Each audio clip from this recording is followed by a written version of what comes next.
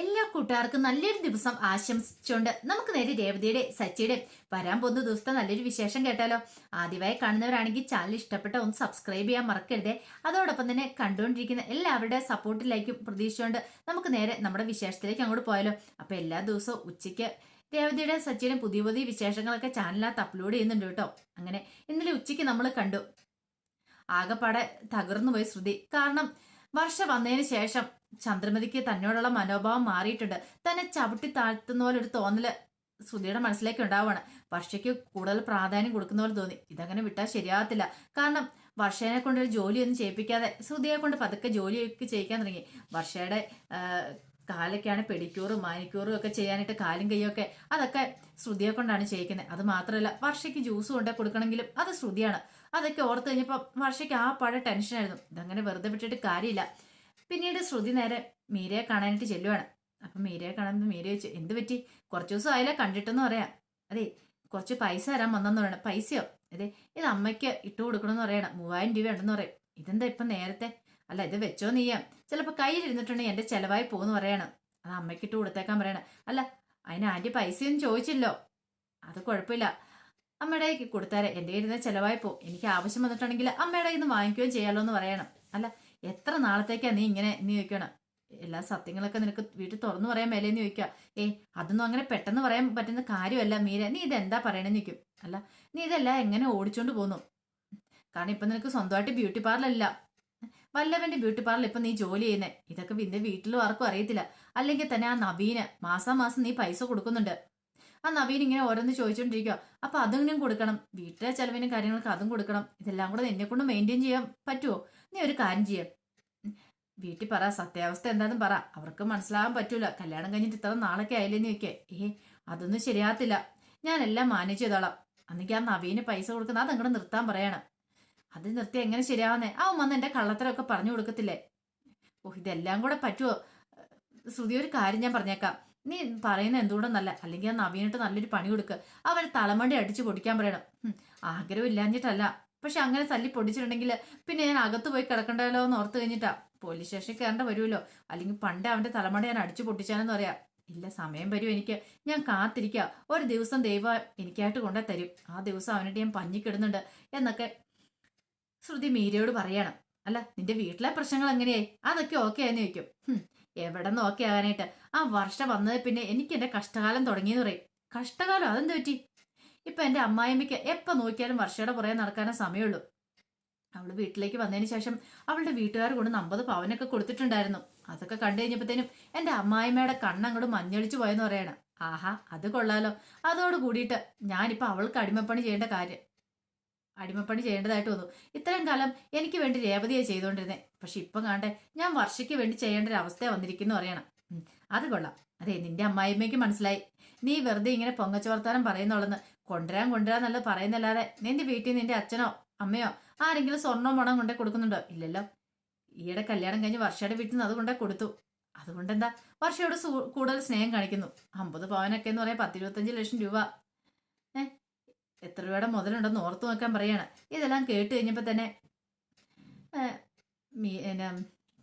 ശ്രുതി പറഞ്ഞു, അത് ശരിയാ, പക്ഷെ എനിക്ക് എന്ത് ചെയ്യാൻ പറ്റും? എനിക്കാണെങ്കിൽ വല്ലാത്തൊരവസ്ഥയാ, എങ്ങോട്ടെങ്കിലും ഓടിപ്പോവാനൊന്നും തോന്നണമെന്ന് പറയാ. ഇനിയിപ്പൊ നീ ഇതൊന്നും പറഞ്ഞിട്ട് കാര്യമില്ല. ഞാൻ എൻ്റെ അമ്മായിമ്മനെ എങ്ങനെയും കയ്യിലെടുത്താൽ മതിയാവുള്ളൂ, അല്ലാതെ എനിക്ക് ആ വീട്ടിൽ പിടിച്ചതിപ്പില്ലെന്ന് പറയണം. അല്ല, നീ എന്ത് ചെയ്യാൻ പോവാ? അതൊക്കെ എന്തേലും ചെയ്യണമെന്ന് പറഞ്ഞുകൊണ്ട് മീരയോട് അത് പറഞ്ഞിട്ട് ശ്രുതി അവിടെ ഇരുന്ന് ആലോചിക്കുകയാണ്. പിന്നീട് പറഞ്ഞു, എന്റെ മനസ്സിലേക്ക് ഒരു ഐഡിയ വരുന്നുണ്ടെന്ന് പറയാം. എന്താ ഐഡിയ? അമ്മായിമ്മനെ കയ്യിലെടുക്കുക ഒരു മാർഗം മാത്രമേ ഉള്ളൂ. അമ്മായിമ്മയ്ക്ക് പൈസ കൊടുക്കണമെന്ന് പറയാം. പൈസ കൊടുക്കാനോ? എവിടുന്ന്?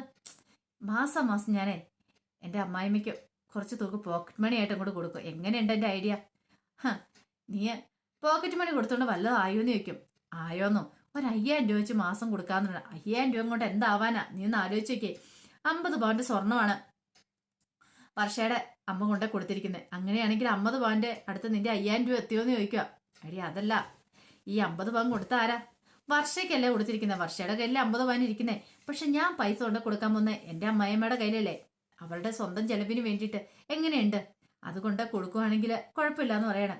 പക്ഷെ നീ ഒരു കാര്യം ഓർക്കണം ശ്രുതി, ഇപ്പൊ നിനക്ക് സ്വന്തമായിട്ട് ബ്യൂട്ടി പാർലർ ഇല്ല. അപ്പൊ നീ എങ്ങനെ മുന്നോട്ട് പോകും? എല്ലാ മാസം 5000 രൂപ നിനക്ക് കൊടുക്കാൻ പറ്റുമോ എന്ന് ചോദിക്കുക. അത് പിന്നെ 5000 ആദ്യമൊക്കെ കൊടുക്കും, പിന്നെ 4000, 3000, 2000 അങ്ങനെ കുറച്ച് കുറച്ചും കൊണ്ടുവന്ന് പറയാം. ഇതൊക്കെ നടക്കുന്ന കാര്യമാണോ? നടക്കണം. എന്നാലും എനിക്ക് ആ വീട്ടിൽ പിടിച്ചു ഉള്ളെന്ന് പറയണം. പിന്നീട് തന്റെ ബാഗിനകത്തുനിന്ന് 5000 രൂപ എടുത്ത് മീരയുടെ കൈ കൊടുത്തിട്ട് ഒരു കാര്യം ചെയ്യാം, നീ ഇതെല്ലാം 50ന് നോട്ടാക്കാൻ പറയണേ. 50ന്റെ നോട്ടോ? അതെന്തിനാ?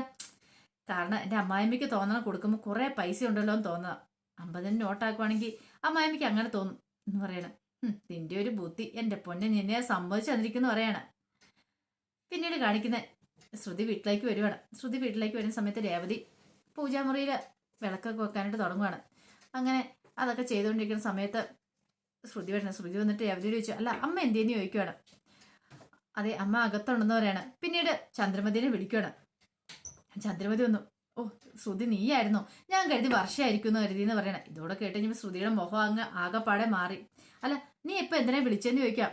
ഇതെന്നാ ഇത് നേരത്തെ വന്നേ? ഇന്ന് വർക്കില്ലാന്ന് ചോദിക്കും. വർക്കുണ്ടായിരുന്നമ്മേ, കുറച്ച് നേരത്തെ ഇറങ്ങിന്ന് പറയണം.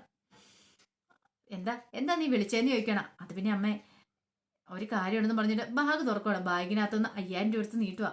ഏത് കവറിനകത്താ വെച്ച് കൊടുക്കുന്നത്? ഇതെന്താ മോളെ?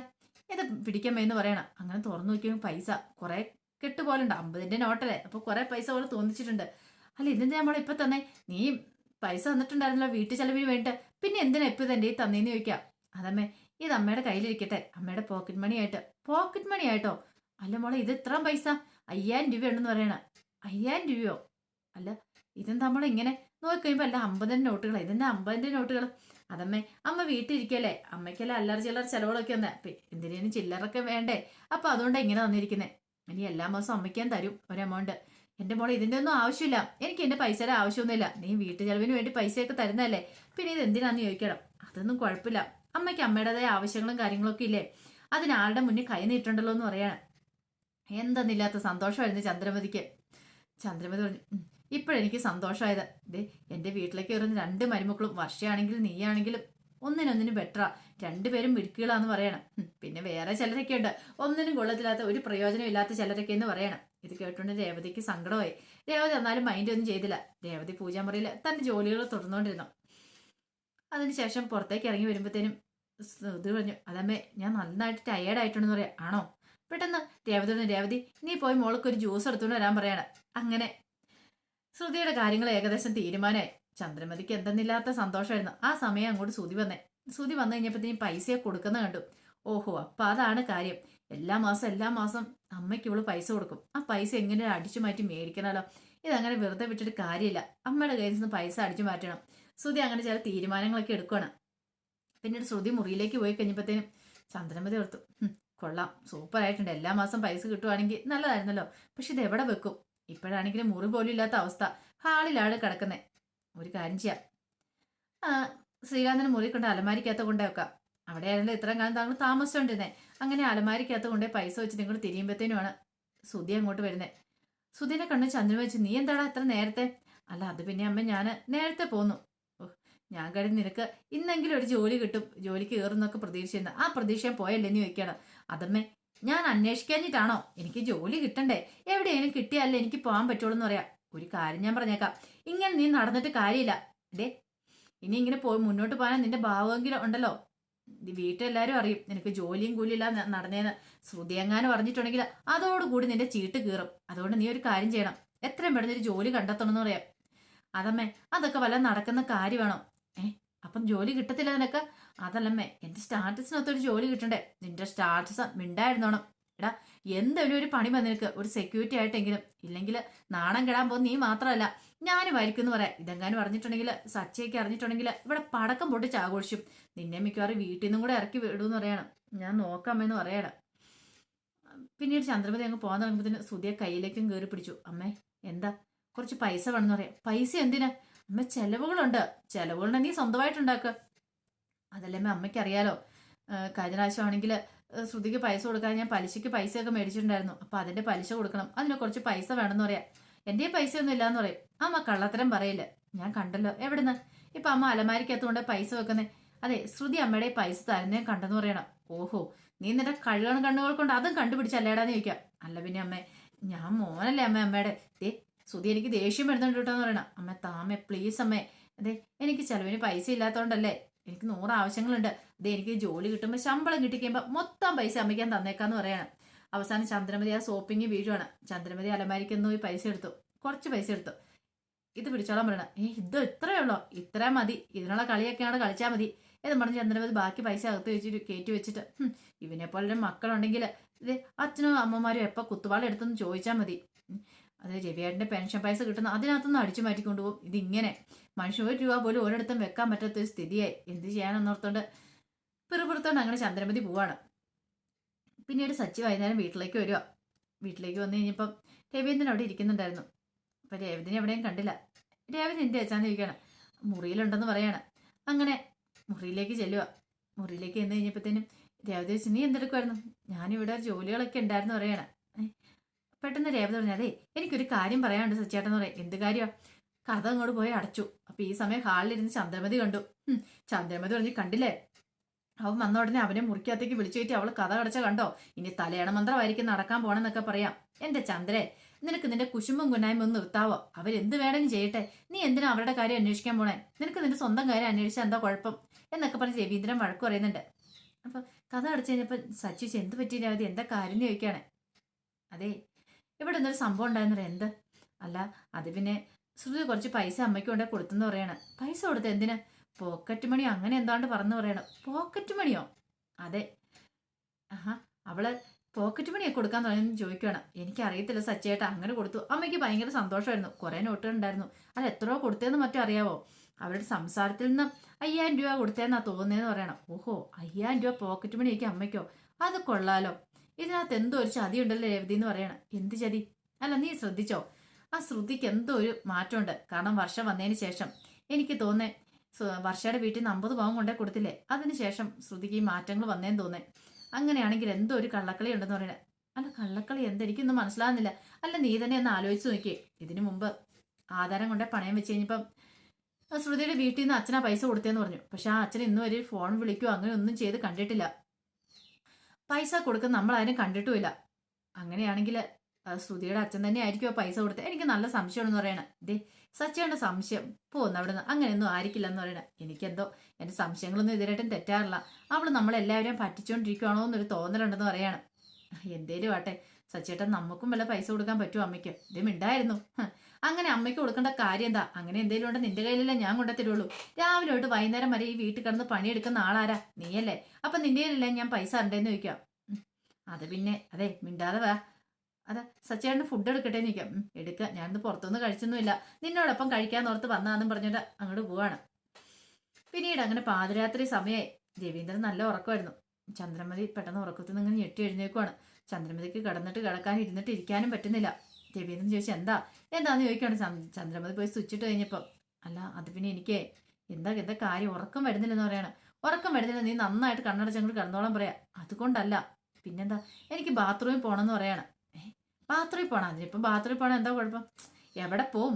ഹാളിൽ ബാത്റൂം ഉണ്ടോ? പിന്നെ ഉള്ളത് ശ്രീകാന്തിന്റെ നമ്മൾ നേരത്തെ യൂസ് ചെയ്യുന്ന മുറി, വർഷയുടെ മുറി, പിന്നെ അവരുടെയൊക്കെ മുറികൾ കൂടെ അല്ലേ ബാത്റൂം ഉള്ളൂ. 3 മുറിയിലല്ലേ ഉള്ളൂ, ഹാളിലില്ലോ എന്ന് പറയണം. ഓ, അത് ശരിയാണല്ലോ. അന്നേ ഞാൻ വീട് പണിയുന്ന സമയത്ത് പറഞ്ഞ ഹാളിലും കൂടെ ഒരു കോമൺ ആയിട്ട് ബാത്റൂം വേണമെന്ന്. ഇപ്പൊ കണ്ടില്ലേ, ഇനിയിപ്പോ എന്ത് ചെയ്യാൻ പറ്റും? എനിക്ക് ബാത്റൂമിൽ പോയാൽ മതിയാവുള്ളൂ എന്ന് പറയണം. ഇത് കേട്ടതും രവീന്ദ്രൻ അത്രയ്ക്ക് അത്യാവശ്യമാണ്, നീ അതെ അവര് ശ്രീകാന്തിന്റെ മുറിയിൽ പോയി മുട്ടാൻ പറയണം. അവര് തുറക്കുവാണെങ്കിൽ ബാത്റൂമിൽ പോകാലെന്ന് പറയണം. അങ്ങനെ പോയി മുട്ടി. അവിടെ കഥ തുറന്നില്ല.